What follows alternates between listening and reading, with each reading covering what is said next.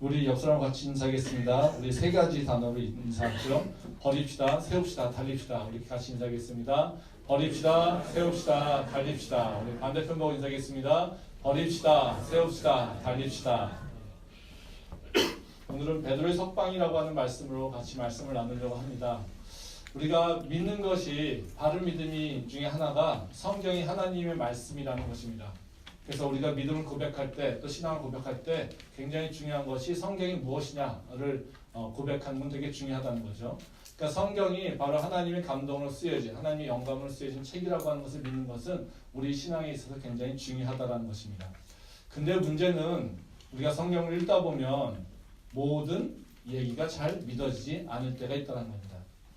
하나님의 영감은 다 쓰여졌기에 하나님께서 거짓말을 하지 않을 것이기 때문에 그것은 성경에 쓰이는 건 다 사실이고 진실이어야 되는데 바로 우리가 그 부분에 대해서 잘 이해되지 않을 뿐만 아니라 또 믿어지지 않을 때가 많다는 거죠.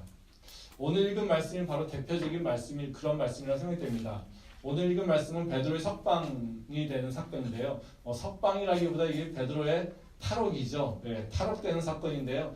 이 이야기를 들어보면 너무나도 좀 황당할 뿐만 아니라 또 잘 이해가 되지도 않습니다. 좀 우리가 이성적으로 생각하기에는요, 이것이 정말로 좀 어처구니 없는 사건이라는 거죠.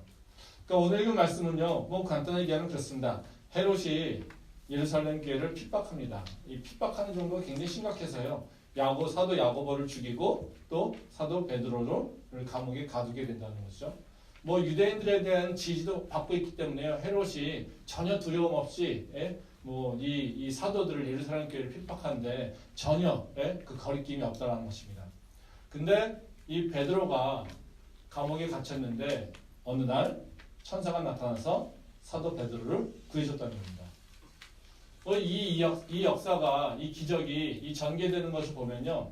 역사적 사실도 기록되어 있을 뿐만 아니라 또 우리가 믿지 못할 만한 그 초월적인 일들도 존재한다는 거죠. 그 말씀을 여러분들 오늘 읽을 말씀인데 좀 다시 한번 보면요. 우리 사도행전 12장 6절 말씀 같이 한번 읽어보도록 하겠습니다. 다시 읽겠습니다. 헤롯이 잡아내려고 하는 그 전날 밤에 베드로가 두 군인 틈에서 두 쇠사슬에 매여 누워 자는데 파수꾼들이 문 밖에서 옥을 지키더니 우리 9절 말씀 같이 한번 읽겠습니다. 베드로가 나와서 따라갈새 천사가 하는 것이 생시인 줄 알지 못하고 환상을 보는가 하라. 6절 말씀 시작인데요. 이 네 개의 조가 베드로를 지키고 있는 겁니다. 근데 이 그냥 밖에서 지키는 것뿐만 아니라 여기 보게 되면 뭐냐면요. 베드로가 바로 그 두 쇠사슬에 매여 있고 두 군인 틈에서 있는 겁니다. 그러니까 이게 뭐예요? 쇠사슬이 자기 묶여져 있고 그 옆에 두 군인이 그를 지키고 있는 거라는 거죠. 그러니까 이거 뭐예요? 이제 옴짝달싹도 못하는, 꼼짝 못하는 바로 그런 모습이라는 거죠. 근데 성령께서 이들에게 찾아가셔서 바로 베드로만 쏙 빼놨다는 거예요. 근데 이게 어느 정도로 이 초월적이냐면요. 베드로 자체도 잘 이해를 못한다는 거예요. 여기 9절 말씀에 보면 그런 얘기합니다. 베드로가 나와서 따라갈새. 그러니까 천사가 나와서 끌고 갔는데 그걸 따라가는 거예요. 근데 하는 것이 뭐냐면요. 천사가 하는 것이 생시인 줄 알지 못하고 환상을 보는가 하라. 이게 뭐예요? 베드로가 자기가 지금 몸이 움직이고 있는 거예요. 끌려가고 있는 겁니다. 근데 그것이 생시인지 자기가 꿈꾸고 있는 것인지 구분을 못하고 있다는 거예요. 그러니까 이게 뭐예요? 베드로 당사자도 지금 이게 꿈인지 생시인지 구분 못하고 있는 그 모습. 그 모습에 있다는 거죠. 근데 우리 보고 이걸 믿으라는 겁니다. 어떻습니까? 여러분 믿을 수 있습니까? 하나님이 기적적으로 베드로를 탈옥시키시는데 그 같이 있었던 군인도 모르게 그리고 베드로조차도 그것이 사실인지 아닌지 잘 모르는 상태에서 비몽사몽에 끌려가는 모습으로 탈옥을 했다는 거죠. 우리가 이걸 우리 보고 믿으라는 겁니다. 잘 믿기 쉽지 않죠. 쉽지 않습니다. 우리가 잘 믿어지지 않는 이유가 뭘까요? 우선 성령의 사역이라고 하는 것이 우리가 익숙하지 않아요. 우리는 하나님의 초월적인 능력에 대해서 이야기하고 소망하는 마음은 있지만 그것에 대해서 잘 익숙하지 않아요. 더 익숙하지 않는 이유는 뭐냐면요. 하나님께서 일하는 방식이 잘 이해가 되지 않아요. 그래서 하나님이 성령을 통해서 일하는 방식이 이해가 안 되기 때문에 성경에 나와 있는 하나님의 초월적 바로 그 기적적인 사건들도 잘 이해가 되지 않는다는 거예요. 우리는 그 하나님의 초월하심에 대해서 이해를 하려고 하지 않고 우리는 뭡니까? 하나님의 초월하심을 우리의 이성과 지성으로 끌고 내려와서 이해하려고 해요. 그러니까 어떻게 될까요? 충돌이 일어나는 거죠. 우리의 이성을 초월해서 일하시는 게 하나님이신데 우리는 그 초월하심을 어떻게 해요? 이성으로 끌고 내려와서 이해하려고 해요. 그러니까 이게 서로 뭐 하는 걸까요? 줄다리기 하는 거예요. 서로 줄다리기 하고 있다는 거죠. 근데 이해하는 방법이 좀 있습니다. 하나님께서 어떤 일을 목표를 가지고 일하시고 그 목표에서 하나님이 선택하는 방법들이 존재한다는 거죠. 근데 그거에서 하나님이 일하시는 목표와 하나님이 일하시는 방식, 그 능력을 우리가 어느 정도 인정한다면 성령께서 지금과 같이 초월적인 일들을 행하는 것에 대해서 우리가 믿거나 아니면 적어도 그냥 수긍할 수 있을 정도는 될 수 있다는 것입니다. 그래서 우리가 하나님의 그 성령의 역사하심을 그냥 단순하게 과학적, 이성적 사고에서 내가 동의되라고 하는 것이 아니라 하나님의 입장에서 이것을 왜 하셨을까? 무엇을 이루려고 하셨을까? 그 하나님께서 어떤 능력으로 하셨을까? 이 부분에 대해서 우리가 나누어서 좀 같이 생각해 본다면 우리가 하나님의 초월적 그 행동에 대해서 이해할 수 있다는 것입니다. 성령께서 역사하시는 것에는 방향성이나 목적이 없는 것이 아니라 분명한 목적성이 있다는 거예요. 하나님은요 그냥 아무렇게나 되는 대로 행동하시는 분이 아니라 분명하게 계획 가지고 그리고 우리를 인도하신다는 거죠. 하나님께서 성령께서 행하실 때 가장 중요한 목적성은 뭐냐면요. 바로 우리를 구원하시는 겁니다. 그리고 우리를 통하여서 하나님의 나라를 이루시는 것이 하나님이 행하시는 거예요. 성부와 성자와 성령 이 삼위일체 하나님께서 하시는 일은 뭐냐면요. 이 땅을 창조하셨을 뿐만 아니라 이 땅을 다스리세요.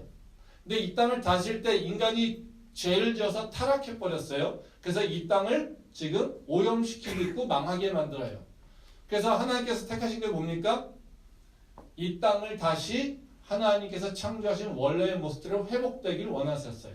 그게 뭡니까? 구원이에요. 그 구원을 이루려니까 뭐가 필요합니까? 대속제물이 필요해요. 그게 누굽니까? 예수님께서 하늘에서 내려오셔서 바로 십자가에 달려 죽으심으로 우리에게 우리의 모든 일을 다 사해 주셨어요. 근데 이걸로 다 끝납니까? 그렇지 않죠. 구원의 핵심은 뭡니까? 하나님과 우리가 끊어졌던 관계가 회복되는 거예요. 그러니까 하나님께서 우리한테 선물을 주셨어요. 그러면 우리가 그 관계가 회복되려면 뭐가 필요합니까? 우리가 그 선물을 받아서 인정하고 고맙습니다라고 해야지 내가 그 관계가 회복되는 거예요. 그러니까 그러면 우리한테 어떤 일이 일어나야 돼요? 우리를 설득하시고 우리가 그 마음으로 하나님의 선물을 맞습니다, 감사합니다라고 받는 것이 생겨야 돼요. 그걸 누가 행합니까? 성령께서 행하신다는 거예요. 그래서 성부와 성자와 성령이 연합하여서 뭐 하시는데요? 우리를 구원하시는데 일하신다는 거예요. 그러면 성령께서 역사하시는 것은 우리를 통해서 우리 삶 가운데서 일하실 때 우리한테 뭐를 이루게 하시려고 할까요? 구원이라고 하는 것을 이루시려고 한다는 거예요. 성령의 체험이라고 하는 것은 그냥 신비한 것을 체험하려고 하는 것이 아니라 뭐요? 하나님께서 우리를 행하신 바로 그 구원이라고 하는 것을 온전히 이루기 위해서 바로 성령께서 행하신다는 거죠. 근데 우리가 생각하기에 성령의 역사를 우리는 뭘로 얘기합니까? 초월적인 것만 생각합니다. 목적성과 그 하나님이 하시고자 하는 그 이루려고 하는 바로 그 일들을 우리는 생각하지 않고 그냥 초자연적인 것만 생각하고 내 관점에서만 생각하고 있다는 거죠. 그러니까 우리가 하나님이 일하시는 것에 대해서 잘 이해가 안 되는 부분이 있다는 거죠. 그래서 저는 오늘 좀 도전적인 말씀을 하려고 하는데요.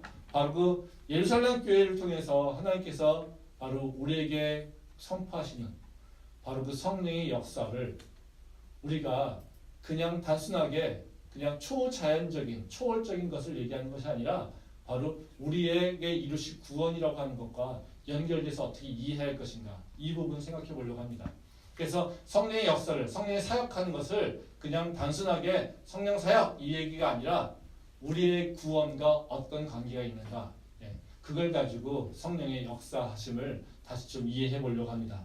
그래서 이걸 통해서 바로 성령께서 살아계시고 그리고 지금도 우리 삶 가운데 역사하시는데 바로 그 역사하심이 우리에게도 경험될 수 있는 그런 역사가 우리 안에 있으면 좋겠습니다. 참 감사한 건요. 오늘 성가대가 그 특성, 이 찬양을 이 성령에 대한 얘기를 할 거라고는 생각을 못했습니다. 하나님께서 우리에게 또 새로운 역사를 이루실 거라고 저는 기대를 합니다.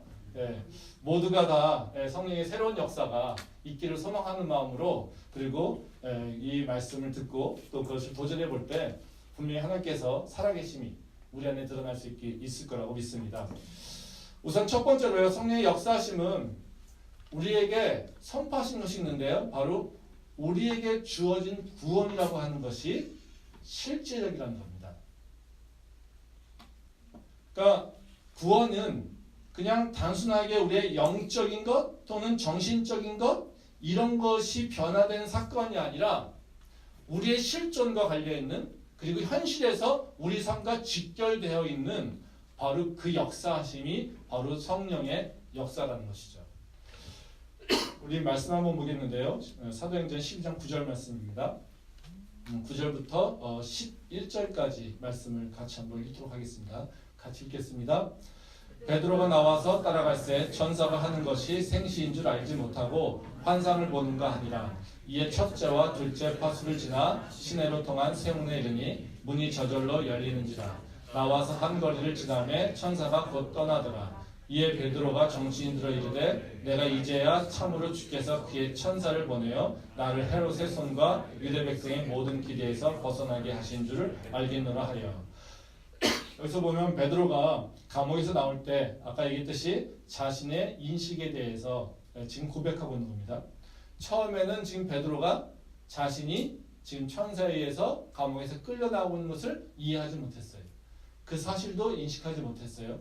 근데 어느 순간 보니까요. 바로 정신이 들었다는 거죠. 그래서 지금 일어나고 있는 일이 뭐라고 고백하고 있습니까? 현실이라고 고백하고 있는 거예요. 이 거짓말을 썼다면 이렇게 고백하지 않겠죠. 야 어느 날 하나님께서 나를 앉아있는데 잠자고 있는데 날 깨웠어. 그래서 나를 씩 들어서 이쪽으로 옮겨놨어. 그거 어떻게 됐는지 나도 모르겠어. 근데 그렇게 옮겨줬어. 아 하나님의 역사가 대단하지 않냐? 이렇게 얘기하면 우리가 좀 긴가민가해요. 근데 여기서 뭐라고 합니까? 나도 몰랐는데 야 나도 이게 좀 이해가 안 돼. 근데 그런 일이 일어났어. 되게 솔직하지 않아요? 이게 믿으라고 강조할 거면 뭐예요? 나도 지금 잘 믿지 못할 것 같은데 나도 맨 처음에는 의심했어. 근데 알고 보니까 사실이었어. 이거예요. 다시 말하면 지금 베드로의 삶 속에서 직접해서 일어나고 있다는 거예요. 우리가 하나님의 일하시는 것이 잘 이해가 안 되는데요. 근데 하나님의 일하시는 영역은 어디에 있습니까? 우리 삶의 지금 현장에 있다는 거예요. 성령의 역사는 어디서 일어납니까? 내 마음속에서요? 그 범위가 아니라는 거예요. 우리 생각 범위에서요? 우리 믿음에서요? 그렇지 않다는 거예요. 성령의 역사는요. 어디서요? 내가 지금 살고 있는 이 땅에 내가 육체로 느낄 수 있도록 내가 인지할 수 있도록 성령께서는 그렇게 실존하시면서 우리 삶 가운데서 지금 보여주고 있다는 거죠. 우리 말씀 한 번 더 보겠습니다. 사도행전 2장 1절부터 3절 말씀입니다. 다 아시는 말씀인데요. 한번 보겠습니다. 같이 읽겠습니다. 오순절 날이 이미 이르매 그들이 다 같이 한 곳에 모였더니 호련히 하늘로부터 급하고 강한 바람같이 소리가 있어 그들이 앉은 온 집안에 가득하며 마치 불의 혀처럼 갈라지는 것들이 그들에게 보여 각 사람 위에 하나씩 임하여 있더니 이 오순절 성령 강림의 역사에 대해서 이야기하고 있는 겁니다. 근데 여기서 재밌는 건 뭐냐면요. 성령을 설명하고 있다는 거예요. 근데 그 성령의 역사하심을요, 그냥 추상적으로 단순하게 설명하고 있지 않다라는 거예요. 어떻게 얘기합니까? 굉장히 구체적으로 설명하고 있다는 거예요. 거기 보면 뭐라고 합니까? 성령을 어떻게 표현하고 있어요? 호련히 하늘로부터 급하고 강한 바람 같은 소리가 있었어요. 성령이 어떻게 해요? 바람처럼 임했다는 거예요. 우리가 어느덧 기도했더니 하늘에서 갑작스럽게 강한 바람이 들려오듯 하면서 우리에게 지금 뭔가 느껴졌다는 거예요. 또 그 다음 뭐라고 합니까? 마치 불의 혀처럼, 이건 뭐예요? 감각만이 아니라 뭐예요? 보인다라는 거예요. 마치 불의 혀처럼 갈라지는 것들이 그들에게 보여 각 사람 위에 하나씩 임하였더니, 지금 뭐 한다는 거예요? 우리 머릿속에 불과 같이, 불이 뭔가 불꽃이 막 튀듯이 그들에게 막 머릿속에 이렇게 임한다라는 거예요.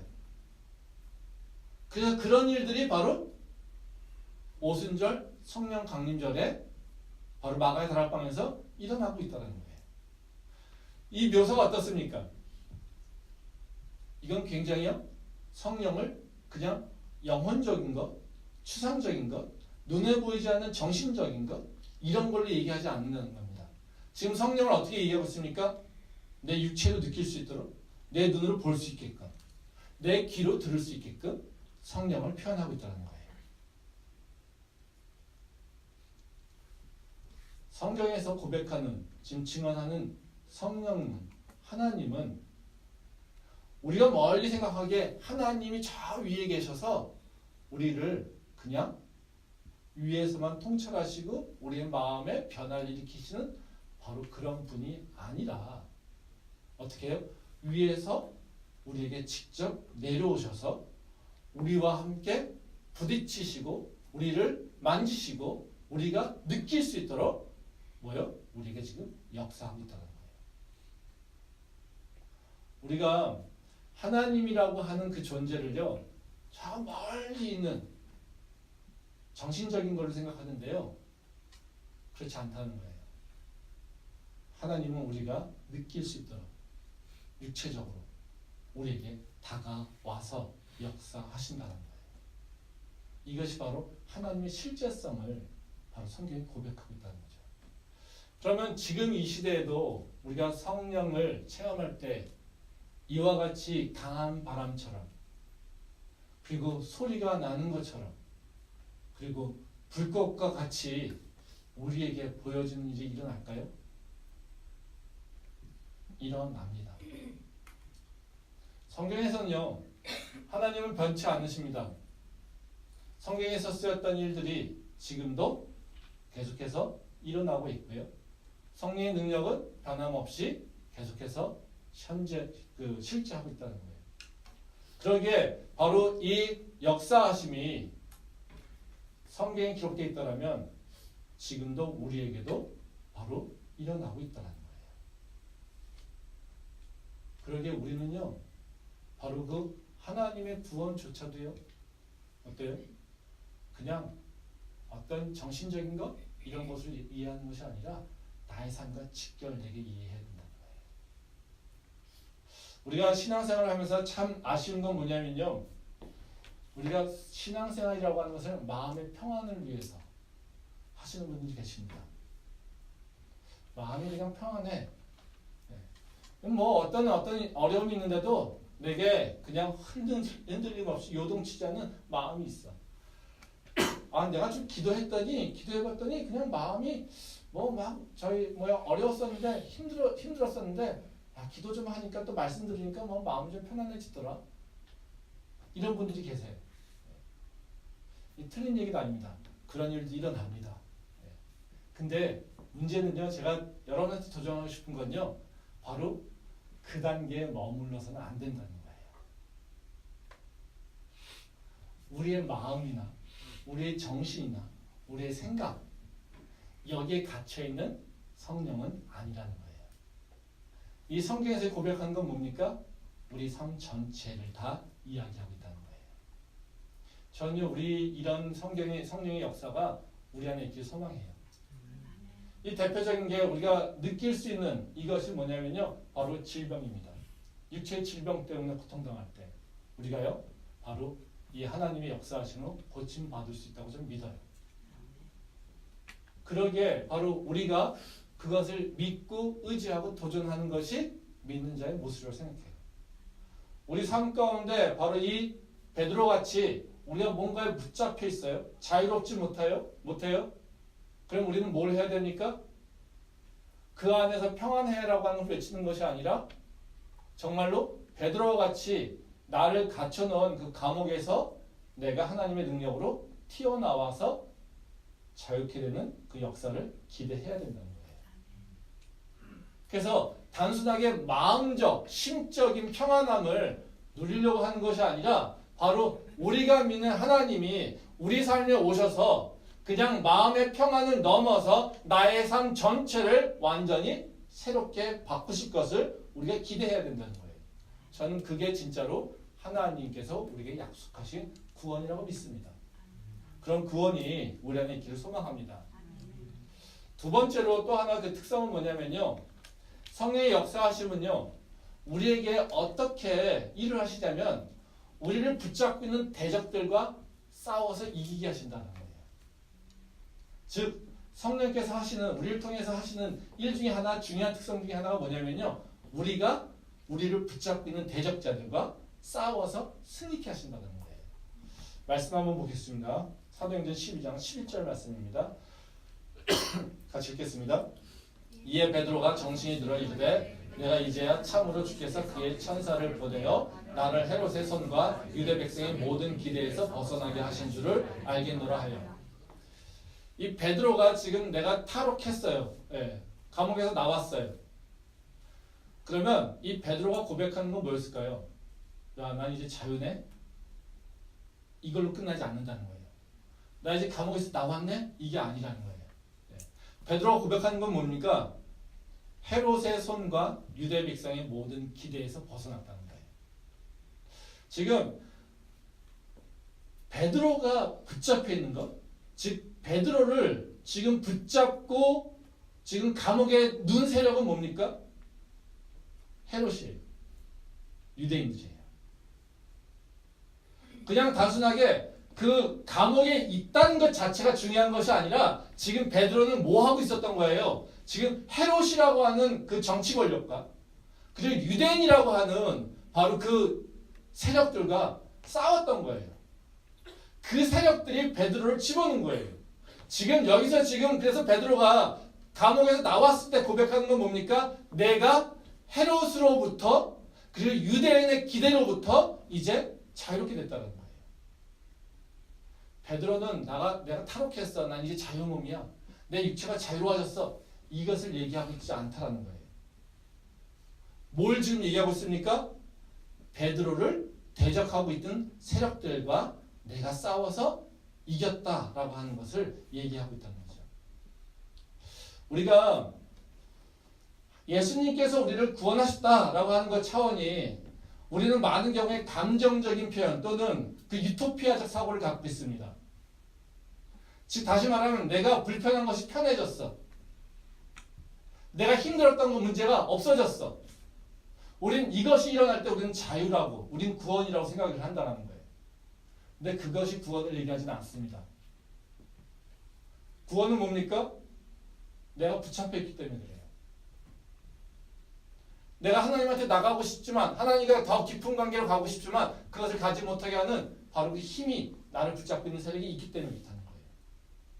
그래서 나를 어떻게 계속요? 실패하게끔 하고 나를 계속 무너지게 하고 나를 계속 우울하게 하고 나를 계속해서 탐욕에 빠지게 하고 나를 계속해서 어떤 것에 힘에 의해서 붙잡혀서 내가 하나님의 백성으로서 자유와 그 권리를 누리게끔 하지 못하게 한다는 거예요. 지금 베드로가 붙잡힌 건 뭡니까? 그냥 단순하게 감옥에 가서 몸이 디텐션 됐다 이라고 하는 것이 중요한 것이 아니라 어떻게 해요? 헤롯과 바로 그 유대인들의 기대가 베드로를 막고 있었는데 베드로의 사역을 막고 있었는데 바로 하나님께서 그 사역을 할 수 있도록 베드로를 자유케 하셨다는 거죠. 그래서 우리가 성령께서 우리에게 일하시는 방식은 단순하게 우리가 자유하셨어요 라고 하는 차원이 아니라 사실은 뭘로 표현해야 됩니까? 성령께서 나를 도와서 나를 승리케 하셨어요 이거예요. 말씀 한번 보겠습니다. 마태복음 4장 1절 말씀인데 여러분 다 아시는 말씀인데요. 같이 읽겠습니다. 그때 예수께서 성령에게 이끌려 마귀에게 시험을 받으러 광야로 가사. 이게 재미있는 게요. 그러면 다 아시다시피 예수님께서 공생을 시작하기 전에 세례를 받자마자 요한에게 세례를 받자마자 어떻게 됩니까? 성령에게 이끌려서 광야로 갑니다. 그리고 사탄에게 시험을 받는다는 거예요. 이게 재밌는 게 지금 누구한테 이끌려가고 있습니까? 성령에게. 왜 성령께서 예수님을 광야로 끌려가서 마귀에게 시험받게 하셨을까요?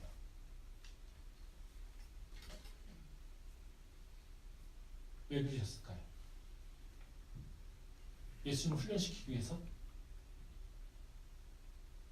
예수님을 훈련시키기 위해서? 네가 마귀를 이겨야지. 야, 이 정도는 돼야지. 야, 앞으로 네가 하려면 좀 담력이 있어야 돼. 훈련받아야 돼. 이걸까요? 아닙니다. 예수님의 사명이 뭡니까? 우리를 붙잡고 있는 마귀들을 물리쳐서 우리를 그곳에서 꺼내내는 거예요. 그게 예수님이 해야 될 일이에요. 지금 성령께서 뭐를 지금 하는 거예요? 당신이 이겼음을 선포하는 거예요. 예수님이 그 마귀를 이겼다는 걸 선포하는 거예요. 바로 이 사건이 일어남부터 뭡니까? 예수님을 통해서 기적이 일어나기 시작합니다. 예수님을 통해서 병든 자들이 고침받게 되고요. 마귀가 축출되고요. 기적들이 일어나게 된다는 거예요. 바로 예수님께서 오신 사역의 목표는 뭐냐면 우리를 붙잡고 있는 세력으로부터 우리를 건져내서 우리가 그거로부터 자유롭게 하신다는 거예요. 즉 우리가 싸워야 될 마귀가 우리가 싸워서 이길 수가 없으니까 바로 성령께서 우리가 그 싸울 수 있도록 이기게 하신다는 거죠. 그게 바로 성령께서 하시는 일이라는 거예요. 이거는 여기서는 그냥 단순하게 우리한테 너가 자유로워졌어, 너가 기분 좋아졌어, 너가 편안해졌어 이렇게 얘기하자는 것이 아니라 여기서는 분명하게 뭐라고 얘기합니까? 바로 싸움에서 이겼다는 거예요. 우리가 하나님의 품으로 가려고 할 때 우리는 항상 어떤 일을 경험하게 되냐면요. 저항이라고 하는 것을 경험하게 됩니다. 우리가 하나님을 믿었어요. 그리고 그것에 대해서 너무 좋았어요. 그래서 하나님한테 나가려고 해요. 그럼 쉽게 갈 수 있을까요? 아닙니다. 그렇지 않습니다. 저는요, 우리 캠퍼스 일배에 새 가족들이 많이 옵니다. 근데 참 감사한 건요, 저희 캠퍼스 일배에 새 가족이 오는 거는 주로 신앙 좋은 다른 교회에 있는 사람들이 오시는 것이 아니라 믿음이 없다가 또는 예전에 어렸을 때 교회 다니다가 그냥 잃어버렸다가 오는 친구들이 많아요. 그래서 믿음이 없는 친구들이 참 많아요. 저는 그것이 우리 교회에 굉장히 큰 축복이라고 믿어요. 근데요, 그 친구들을 양육할 때 가장 힘든 게 뭐냐면요, 새 가족 공부 끝나면요, 도전을 받아요. 제가 몇 번 얘기했었어요. 새 가족 공부 끝나면 이상하게 일요일 알바가 생겨요. 바쁜 일이 생겨요. 그래서 교회를 못 나와요. 누구의 일일까요? 우리가 그냥 육체적으로 보면요, 뭐 어쩌다 그런 일이 일어난 거죠. 근데 영적으로 보면 뭡니까? 도전하는 거예요. 하나님께로 나와야 되는데 그 하나님께로 나올 때 뭘 해야 됩니까? 막든지 유혹해서 끌고 가든지 둘 중에 하나겠죠. 막은 건 뭡니까? 아프거나 뭐 장애물이 생기는 거예요. 또 다른 건 뭐예요? 디스트랙트해서 끌고 가는 거예요. 딴 데로. 이게 뭘까요? 다 똑같은 저항이에요. 싸움이라는 거예요. 싸움. 그 싸움이 우리에게 일어난다는 거예요. 근데 그 싸움에서 어떻게 해요? 이겨야지 우리가 주님 품 안으로 들어갈 수 있다는 거예요. 싸움에서 이기려면 어떻게 됩니까? 우리가 싸워야 될 대상이 무엇인지 분명히 알아야 되는 거예요. 그러면 우리 삶 속에서 성령이 역사하신 것을 알려면 어떻게 해야 될까요? 내가 싸워야 될 대상이 무엇인지 분명히 알고 있어야 된다는 거예요. 그걸 모르게 되면 예? 그걸 모르게 되면 우리가 그 싸움에서 이기도 쉽지 않고요. 또 하나님께서 주신 능력으로 성령의 능력으로 그걸 이긴다 하더라도요. 우리는 많은 경우 어떻게 해요? 그것이 하나님이 일하신 건지 내가 싸운 건지 어쩌다 일어난 건지 잘 모른다는 거예요. 말씀 한번 보겠습니다. 사도행전 12장 1절부터 2절 말씀인데요. 같이 한번 읽도록 하겠습니다. 같이 읽겠습니다. 그때 헤롯 왕이 손을 들어 교회 중에서 몇 사람을 해하려 하여 요한의 형제 야고보를 칼로 죽이니. 이 베드로가 대적하고 있는 세력을 분명히 드러내고 있습니다. 예? 지금 베드로가 이 감옥에 들어가게 된 이유는 다른 것이 아니라 헤롯 왕이 교회를 핍박하려고 또 그러다 보니까 야고보를 죽였어요. 그랬더니 유대인들이 헤롯을 지지해요. 그러니까 지금 헤롯은 어때요? 교회를 핍박함으로 내가 원하는 걸 얻을 뿐만 아니라 그 이상을 얻게 되는 거예요. 그러니까 예루살렘 교회는 그 헤롯 때문에 더욱더 핍박받는 일이 일어난다는 거예요. 지금 예루살렘 교회가 사느냐 죽느냐의 문제는 뭐에 대한 얘기입니까? 헤롯이라고 하는 존재가 계속해서 바로 핍박할 건지 아닐 것인지에 대한 얘기를 하고 있다는 거예요. 그러니까 지금 베드로가 성령의 역사하심으로 내가 감옥에서 나왔어요. 그때 베드로는 단순하게 내가 자유케 됐다 즐거워하는 것이 아니라 내가 이제 헤롯으로부터 자유롭다. 내가 이제 유대인으로부터 자유롭다. 내가 그들을 이겼다라고 얘기하고 있다는 것이죠. 우리가 하나님께서 우리를 인도하시는 그 역사를 모르는 이유는 뭐냐면요. 내가 지금 이긴다라고 하는 것이 무엇인지를 몰라서 그래. 내 삶의 문제가 뭔지를 몰라서 그렇다는 거죠. 우리는 돈이 없으면요. 다 어떻게 해요? 돈이 없는 거. 그래서 내가 쓸 돈이 생기면요. 하나님이 역사하심이라고 생각해요. 내가 취업이 안 돼서 취업이라고 하는 것을 생각할 때 그냥 어디든 취업하게 되면 나는 하나님께서 은혜 주셨다라고 생각해요. 우리는 그렇게 생각하는 경우가 참 많다는 거예요.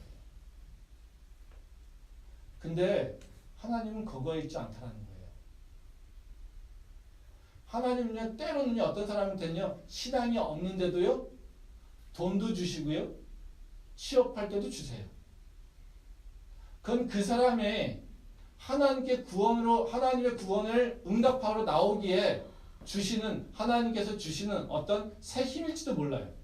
근데 어떤 사람에게는요, 기도해도요, 안 주실 때가 있어요. 그건 뭘까요? 취업이 그 사람에게 가장 중요한 문제가 아닐 수도 있다는 거예요. 돈이 그 사람에게 가장 중요한 문제가 아닐 수도 있다는 거예요. 질병이 그 사람에게 가장 중요한 문제가 아닐 수도 있다는 거예요. 그것 넘어서 하나님께서 그에게 기대하시는 것이 있다는 거예요. 그때 하나님께서 성령께서 역사하실 때 어떻게 역사하실까요? 돈 주는 것으로 역사하지 않는다는 거예요. 질병 고쳐주는 걸로 역사하지 않는다는 거예요. 그냥 단순히 취업시켜주는 걸로 역사하지 않는다는 거예요. 그 이상을, 그 다른 것들을 하나님께서 우리한테 해결하기를 원하신다는 거예요. 사도 바울이 질병 때문에 기도했습니까? 안 했습니까? 했어요. 근데 하나님께서 뭐라고 하십니까? 네 은혜 좋게. 그게 더 좋은 거야. 우린 사도 바울이라면 우리는 어떻게 했습니까? 열받죠. 하나님한테 까인 거잖아요. 그쵸? 열심히 기도했는데요. 예. 야, 나 주세요. 내 몸에 가지겠어요. 힘들어요. 그랬더니요. 야, 네 은혜가 좋게. 이건 뭐예요? 되게 열받는 일이죠. 예.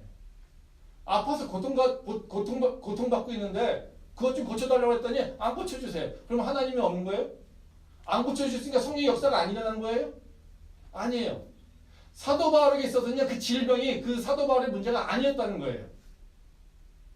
하나님께서 얘기하는 그 사도 바울의 구원의 모습과 지금 사도 바울이 구하고 있는 바로 그 모습이 서로 다르다는 거예요. 그러니까 성령께서 어떻게 역사하실까요? 사도 바울의 기대와 다르게 역사하고 있다는 거예요. 즉 다시 말하면 하나님께서는 우리한테 뭘 기대하신다고 했습니까? 우리가 구원받는 것을, 우리가 하나님과 좋은 관계를 맺고 하나님과 다시 관계가 회복되어서 하나님이 주시는 은혜 안에 그 삶을 살기를 원하시는 거예요. 근데 우리가 만약에 하나님의 그 은혜 안에 산다는 것 자체가 잘못 이해되고 있고 내가 그 안에 살아가는 것에 있어서 잘못된 문제를 내가 직시하고 있지 못하다라면 나는 하나님께서 지금 성령을 통해서 역사하려고 하는 그 기대를 그 역사하신 방향성을 내가 알지 못한다는 거예요. 그래서 끊임없이 그 얘기를 하고 있는데도 우리는 그것에 반응하지 않는다는 거죠. 쉽게 좀 얘기하면요. 우리는 놀러 홍대를 가고 싶어요. 그래서 홍대를 가려고 해요. 근데요. 하나님께 돈이 없어가지고 하나님 이 홍대 가야 되는데 지금 어떻게 가야 될까요? 이러고 고민하고 있어요. 홍대 좀 보내주셔 나도 즐겁게 좀 놀게 이랬어요. 근데 하나님 너는 홍대 갈 놈이 아니라 저 강남 가야 돼. 네? 이런다는 거예요. 네. 강남 가 그랬더니 나는 그냥 홍대 가요. 나는 홍대 갈래요. 나는 홍대 갈래요. 이러고 계속해서 기도하고 있으면 어떻게 될까요? 그럼 어떻게 될까요? 홍대 보내주실까요? 안 보내주시죠. 네. 계속해서 어느 쪽으로 엮으시겠습니까? 강남 쪽으로 엮으시겠죠. 사도 바울이 사역할 때 성령의 역사하심으로 어디 가기로 했어요? 아시아로 가기로 했어요. 계속 기도했는데 그 길은 열리지 않아요. 어디 인도하셨습니까?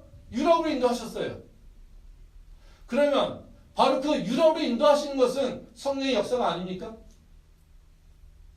성령께서 그냥 사도 바울을 내버려 뒀습니까? 아니라는 거예요. 사도 바울은 어떻게 해요? 자기 것을 고집하는 것이 아니라 바로 하나님께서 나한테 아시아 가는 것을 막으신 이유가 있다는 것을 생각하고 내가 하나님께서 당신께서 나한테 원하시는 것이 무엇이니라고 그걸 물어보면서 다시 성령께서 인도하시는 길로 자기가 그 여정을 푼다는 거예요. 그게 바로 하나님께서 우리를 인도하시는 방법이라는 거예요. 그 상황 가운데 무슨 일이 일어나겠어요? 하나님의 역사하심이 성령의 기적이 일어나고 있다는 거죠.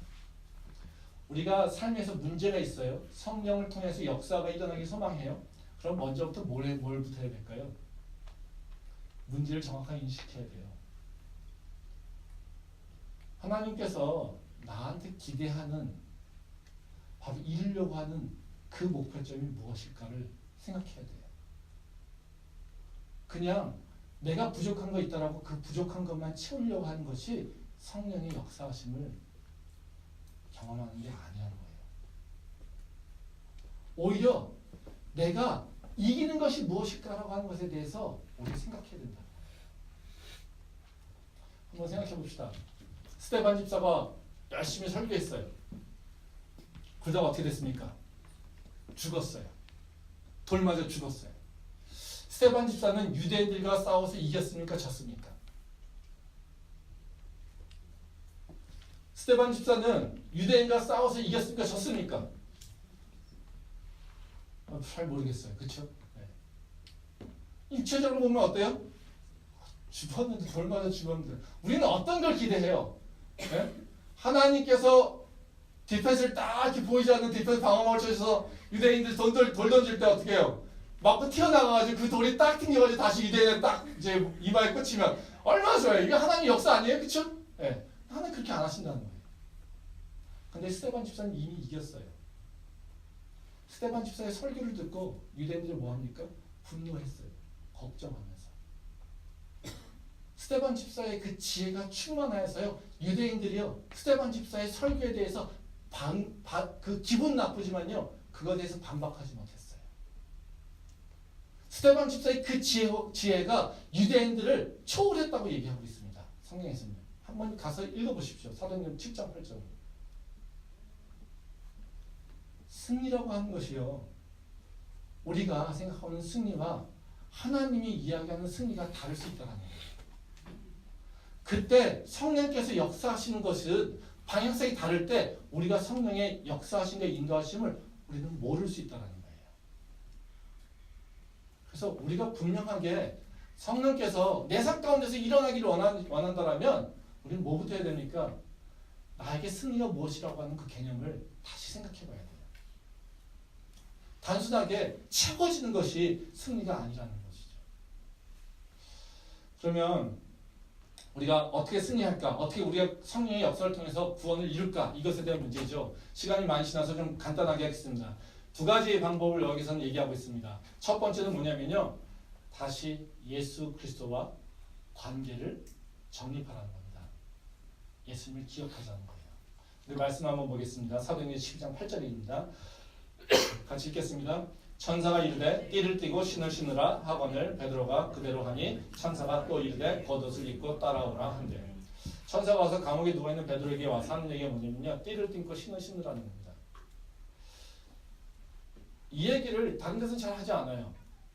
근데 유독 요 사도행전에서는요. 베드로한테 뭐라고 얘기하냐면 띠를 띠고 신을 신어라 이렇게 얘기하세요. 근데 이 띠를 띈다라고 하는 것 자체가요. 이 베드로에게는요. 좀 다른 의미가 있을 수 있어요. 어떤 의미가 있습니까? 예수님께서 다시 베드로를 불러서 사역을 하실 때 베드로를 향해서 예언하신 것이 바로 이 얘기예요. 요한복음 말씀 보도록 하겠습니다. 요한복음 21장 18절 말씀입니다. 같이 읽겠습니다. 내가 진실로 진실로 내게 이르노니 내가 젊어서는 스스로 띠띠고 원하는 곳으로 다녔거니와 늙어서는 내 팔을 벌리리니 남이 내게 띠띠고 원하지 않는 곳으로 데려가리라. 예수님께서 베드로한테 뭐라고 얘기하시냐면요. 네가 젊었을 때는 띠띠고 네 마음대로 돌아다닐 거야. 근데 이제부터는 네가 네 마음대로 다니게 되지 않을 거야. 네가 원하는 대로 가지 않을 거야. 너를 인도할 거야. 내가 네 삶에 개입할 거야. 라고 하신다는 거죠. 감옥에 누워서 어찌 보면 아무 생각 없이 어찌 보면 기도하면서 하나님의 능력을 구하지도 않고 있던 그 베드로. 그 베드로에게 천사가 와서 하는 얘기는 뭐냐면 다시 띠를 매어 이겁니다. 너가 메어야 될 그 띠를 다시 매 이겁니다. 바로 이것이 바로 우리한테 하나님께서 원하시는 것이 있다는 거죠. 이 재밌는 말씀이 뭐냐면요. 여러분 다 아시다시피 예루살렘 교회에 중요한 인물들이 몇 명이나 있을까요? 뭐 몇 숫자는 잘 모르지만요. 우리가 분명히 아는 건 뭐냐면 사도들이 있어요. 중에. 그렇죠? 근데 그 사도들뿐만이 아니라 또 중요한 인물이 뭐가 있습니까? 4명, 7명이 있어요. 7 집사가 있습니다. 7 집사 중에 사도행전에서 그들의 행적에 대해서 이야기하는 집사는 딱 2사람밖에 없습니다. 누군지 아십니까? 스데반 집사와 빌립 집사 2밖에 없습니다. 뭐 그 말씀 보면요, 네?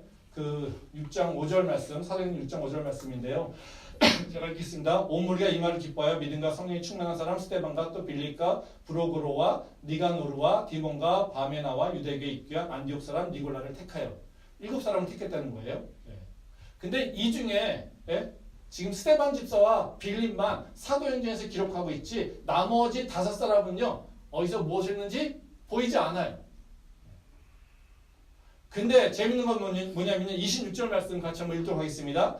주의 사자가 빌립에게 말하여 이르되 일어나서 남쪽으로 향하여 예루살렘에서 가사로 내려가는 길까지 가라 하니 그 길은 광야라. 바로 성령께서 빌립을 이끌어서 하나님의 사역에 참여하는 것이 나옵니다. 근데 왜 하필 스데반과 빌립이라고 하는 그 2 집사만 사도행전에서 무엇을 했는지 기록이 되며 나머지 5사람은 기록이 안 됐을까요? 5사람의 행적은 나오지 않으니까 모르겠습니다. 근데 분명하게 2사람, 스데반과 바로 그 빌립이라고 하는 사람, 이 2 집사에게는 공통점이 있습니다. 바로 예수님께서 이 제자들에게 명령하신 그 사명을 감당하고 있었다는 거예요. 예수님께서 이스라엘 그 제자들에게 하신 얘기는 뭐냐면요. 성령의 권능이 너에게 임하면 예루살렘과 온 유대와 사마리아와 땅끝까지 가서 내 증인이 되어라라는 것입니다. 바로 그 7 집사를 세운 것의 목표는요. 바로 그 증인되는 것이 어쩌면 가장 큰 목표였어요. 그 예루살렘 교회에서 세운 목표는 뭡니까? 증인되는 것이 목표가 아니라 믿음 좋은 사람이 바로 사도들을 도와서 구제하는 것에 힘쓰는 거였어요. 근데요. 7 집사 중에 2사람 스데반 집사는 뭐 했습니까? 예수 그리스도의 복음에 대해서 증거했습니다. 유대교 사람들과 논쟁하면서 예수 그리스도의 그 복음에 대해서 선포했어요. 바로 그 증인된 사람이 살았다는 거예요. 빌립은 어디가 있었습니까? 그 제자들이 다 흩어져 갔는데 빌립은 어디 갔습니까? 바로 그 사마리아 땅을 갔어요. 사마리아 땅에 가서 바로 예수 그리스도의 복음을 전하는 일이 나온다라는 거예요. 바로 중요한 건 뭐냐면요. 바로 예수님께서 명령하신 그 사명에 따라서 나가서 일했던 바로 그 두 집사는 사도행전에서 분명하게 그 집사가 무엇을 했는지 어떤 삶을 살았는지에 대해서 얘기하고 있지만 나머지 다섯은 없다라는 거예요. 우리가 하나님의 사명을 기억하고 그 사명으로 향해 나갈 때 성령께서는요 그 일을 지지하신다는 거예요. 그 길에 갈 때 성령께서는요 우리에게 초자연적인 일들을 이루시면서 하나님의 전능하심이 드러내신다는 거예요. 내 삶에서 성령께서 역사하실 걸 기대하고 있더라면요 그냥 단순한 은혜가 아니라 내 아픈 거 채워주는 것이 아니라 그걸 넘어서 하나님의 영광이 드러나기 원한다면 하나님 내게 무엇을 기대하십니까? 라고 질문해야 된다는 거예요. 하나님 내 사명은 무엇입니까? 그것을 질문해야 된다는 거예요. 내가 지금 무엇을 해야 됩니까? 그것을 하나님한테 물어봐야 된다는 거예요. 그리고 그 사명에 합당한 모습으로 갈 때 우리 삶 가운데는요 거기 사도 베드로에게 일어났던 초자연적인 능력이 일어나게 된다는 거예요. 그게 바로 오늘 여기서 해주는 거라는 겁니다. 또 하나 있습니다. 여기서 재밌는 건 뭐냐면요. 성령의 역사를 어떻게 느낄까? 우리가 해야 될 일이 하나 있어요. 다른 것이 아니라 바로 기도라는 거예요. 말씀 한번 보겠습니다. 사도행전 12장 5절 같이 읽겠습니다. 이에 베드로는 옥에 갇혔고 교회는 그를 위하여 간절히 하나님께 기도하더라. 또 우리 12절 말씀 보겠습니다. 깨닫고 마가를 하는 요한의 어머니 마리아 집에 가니 여러 사람이 거기에 모여 기도하고 있더라. 베드로가 옥에 갇혀서 풀어나는 그 과정의 처음과 끝이 뭐가 되냐면요. 바로 5절과 12절 말씀인데요. 처음 시작할 때 뭐라고 하냐면요. 베드로가 옥에 갇혔고 교회는 그를 위하여 간절히 기도하더라. 풀려서 나왔습니다. 성령께서 역사하셨어요. 근데 그때 마무리가 뭘로 끝납니까? 마가라는 요한의 어머니 마리아의 집에 가니 여러 사람이 거기에 모여 기도하고 있더라. 성령의 역사의 그 시작과 끝이 어떻게 됩니까? 교회는 기도하고 있었다는 거예요. 하나님께서 역사하실 때 하나님께 하실 일이 있어요. 우리는 그 하나님의 역사하심에 기대해서 내가 해야 될 일이 있어요. 내가 하나님께 협력하면서 내가 이루어야 될 삶의 모습이 있다는 거죠. 사도행전에서 기대하는 건 뭡니까? 다른 것이 아니에요. 기도하더라. 기도하더라. 이겁니다. 우리는 하나님께서 어떻게 역사하실지 몰라요. 그렇다고 우리는 무엇을 할까 고민할 필요는 없어요. 하나님께서 나에게 주신 사명이 뭘까? 우리는 잘 몰라요. 그렇다고 그것 때문에요. 끊임없이 그것만 찾아서 고민할 필요가 없어요. 우리에게는요. 너무나도 심플하고 단순하게 해야 될 일을 하나님께서 가르쳐 주셨어요. 뭐 하라고요? 기도하라고. 그게 아주 단순하면 가장 능력 있으면 가장 영향력 있는 바로 우리가 할 수 있는 노력이라는 거예요. 우리는 초자연적인 능력이 없어요. 하지만요, 우리에게 초자연적인 능력이 일어날 수 있는 바로 그걸 경험할 수 있는 그 길을 우리한테 알려주셨어요. 그게 기도입니다. 저는 우리가 하나님이 나한테 행하실 것을 기대하는 것, 이것으로 끝나는 것이 아니라 저는 우리가 하나님께서 우리에게 행하실 것을 기대하고 있기에 기도하기 바랍니다.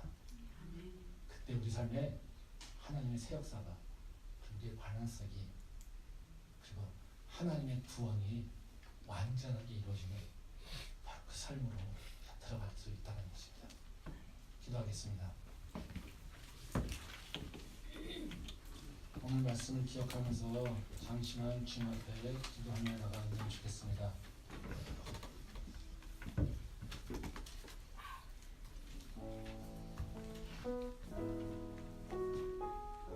우리는 많이 힘들다고 합니다. 우리는 어렵다고 합니다. 지쳤다고 합니다. 길이 없다고 합니다. 사도 베드로도 힘들었습니다. 길이 없었습니다. 사슬에 묶여 있었고요. 그리고 군인들한테 붙잡혀 있었습니다. 근데 하나님은 그 길이 없는 곳에 길을 내셨고요. 인간이 할 수 없다라고 단정이 있는 곳에 하나님의 능력을 나타내셨고요. 하나님이 새 일을 행하셨습니다. 그것이 우리가 믿는 하나님의 모습입니다. 하나님 우리한테 또 기대하는 것이 있습니다. 다른 것이 아니라 기도하기를 원하십니다. 주께 간구하기를 원하십니다. 이 시간에는 오늘 말씀을 기억하면서 우리 삶의 모습을 돌아보면서 주님 앞에 잠시만 조용히 기도하며 나아가겠습니다. 회개할 것 있으면 회개하고요. 또 간구할 것 있으면 간구하며 나가도록 하겠습니다. 기도하겠습니다.